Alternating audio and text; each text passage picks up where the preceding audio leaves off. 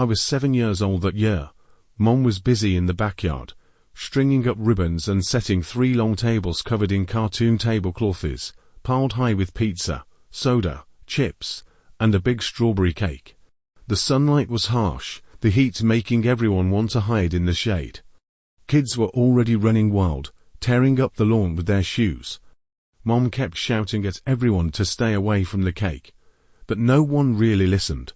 I stood by the fence, holding a paper cup, sweat dripping down my face. Suddenly, a balloon popped right above my head, and the pieces smacked me in the face. I looked up and saw Jason running past, laughing and waving his arms. "The clown's coming," he yelled. I frowned, not sure what he meant. Mom walked over, patting my shoulder with a proud smile. She said she'd hired a clown for the party as a surprise. My heart sank. I forced a smile, not sure whether I should be excited or scared. I'd never liked clowns. Their ever-smiling faces always made me uneasy. A little while later, a white van pulled up outside the yard. The door slid open, and a man dressed in colorful clothes, his face painted in garish colors, jumped out.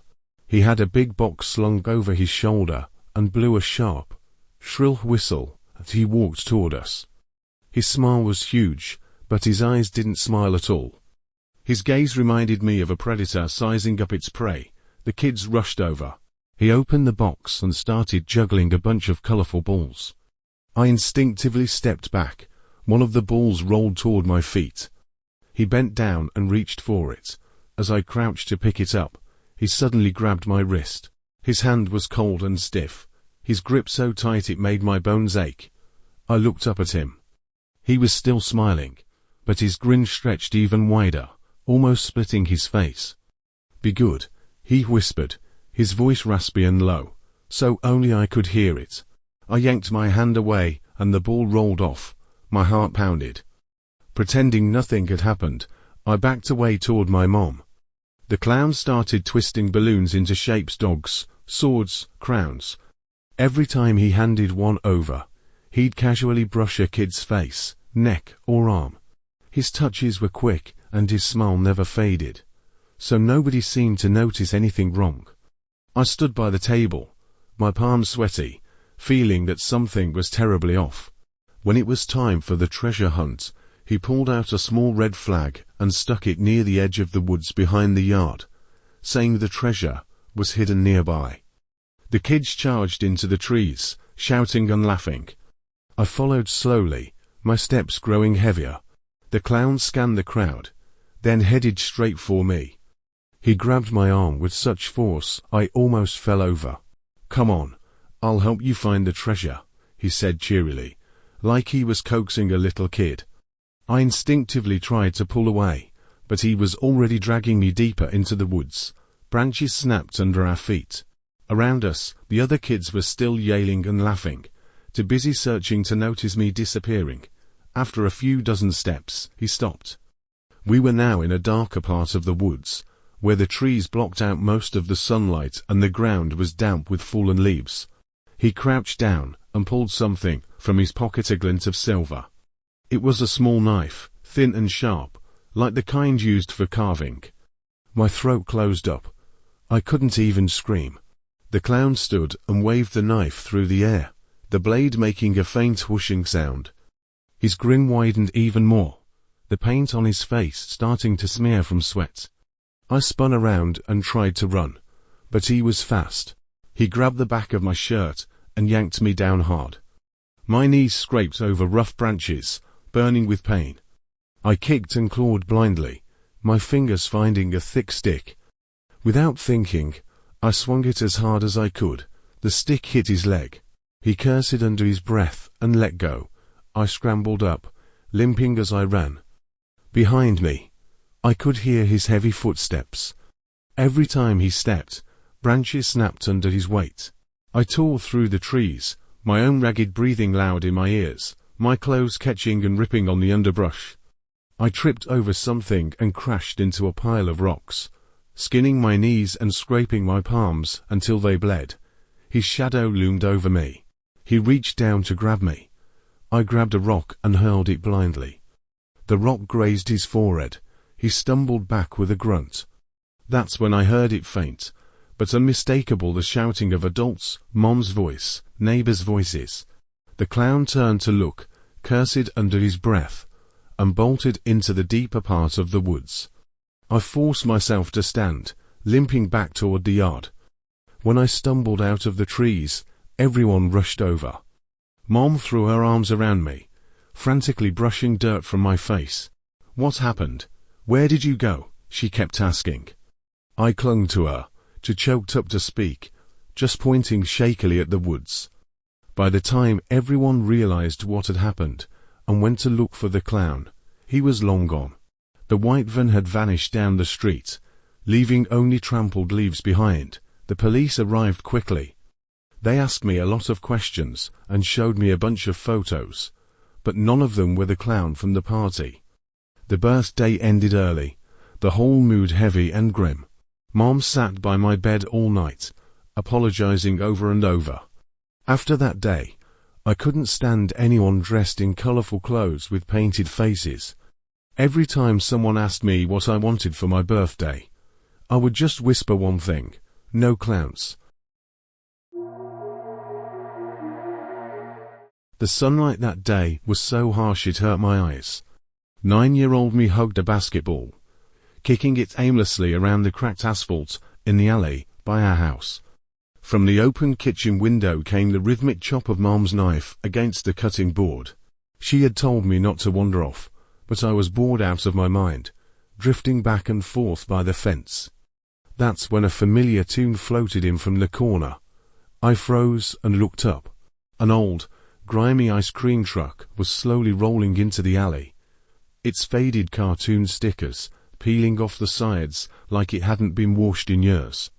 The truck lurched to a stop across the street from my house, one tire scraping up onto the curb with a dull thud. A man jumped down from the driver's seat.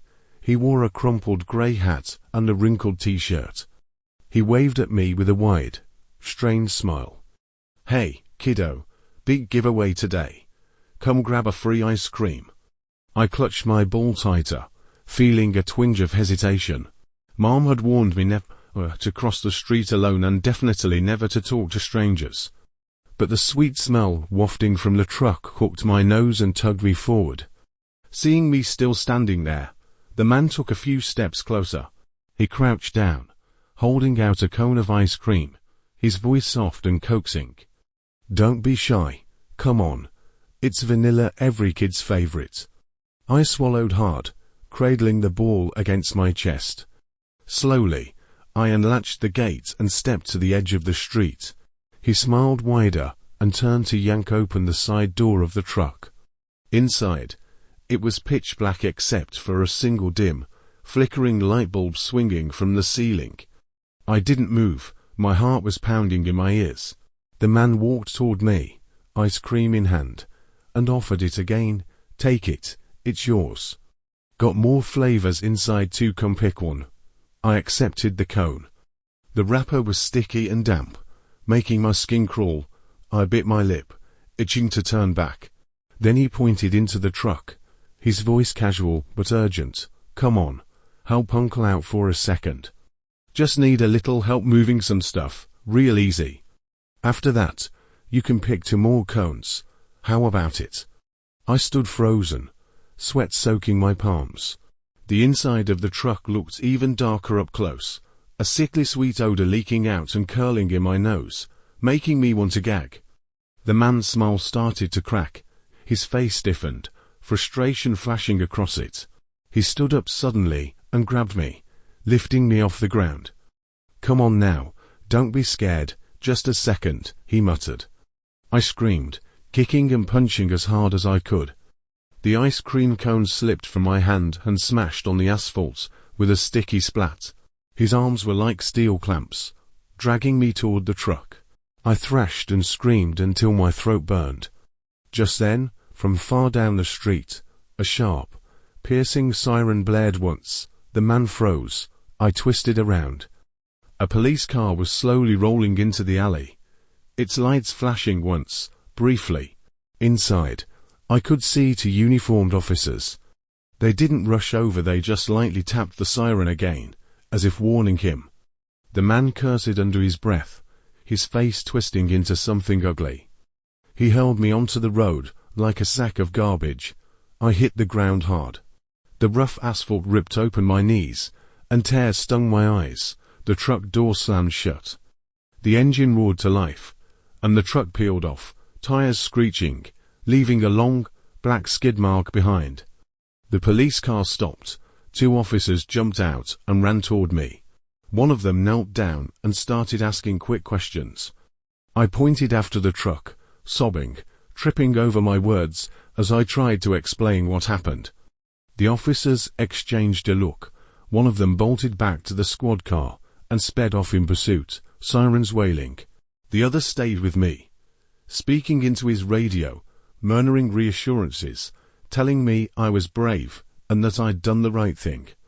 But that filthy ice cream truck had already turned the corner at the end of the street, swallowed up by the sun-bleached asphalt. Later, the police asked dozens of questions and searched the area for hours. Mom came running, her hands shaking as she hugged me tight, her voice cracking as she thanked the officers over and over. Neighbors gathered around, whispering to each other, their faces twisted in a mix of shock and anger. After that day, whenever I heard that cheerful ice cream jingle floating in the distance, I would instinctively hide behind Mom's legs, gripping the hem of her shirt like it was the only thing keeping me safe from the world.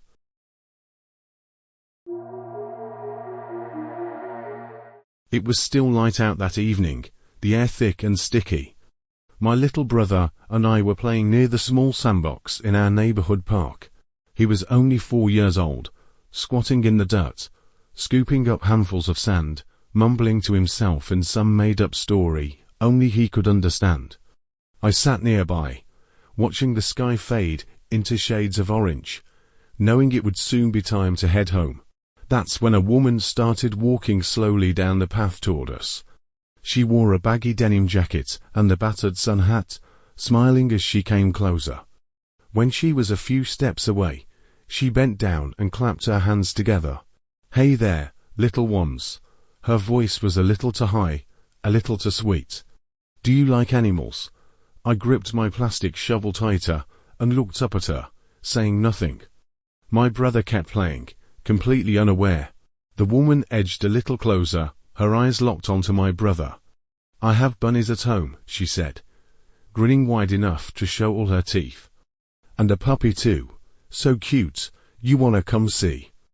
A jolt of fear ran through me. I tugged on my brother's shirt, whispering, "Come on, let's go home."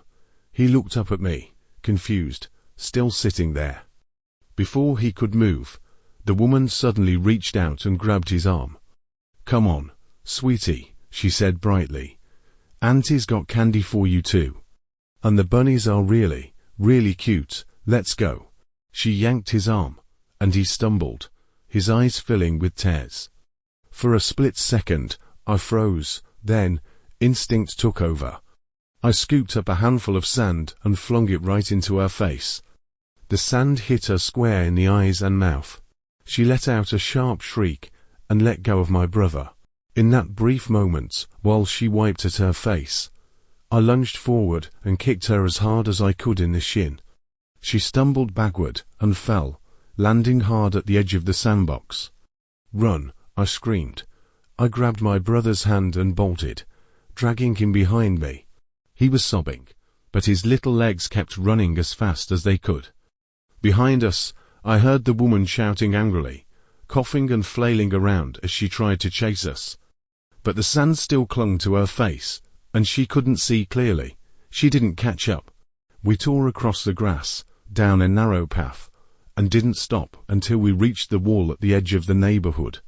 Gasping for breath, we finally stopped. My brother clung to my waist, still hiccuping with sobs. I patted his sweaty head with a trembling hand. A moment later, one of the neighborhood security guards came around the corner on patrol. He saw us, pale and out of breath, and ran over, asking urgently what had happened. Between gasps, I told him everything. His face darkened immediately. He grabbed his walkie-talkie and called for backup, then led us back to the security office. I glanced back over my shoulder. The park was empty now, the sky behind it painted deep red by the setting sun. The old trees swayed gently in the breeze, their long shadows still and silent. After that day, I never took my brother out alone again. The park was still there, but I never went back.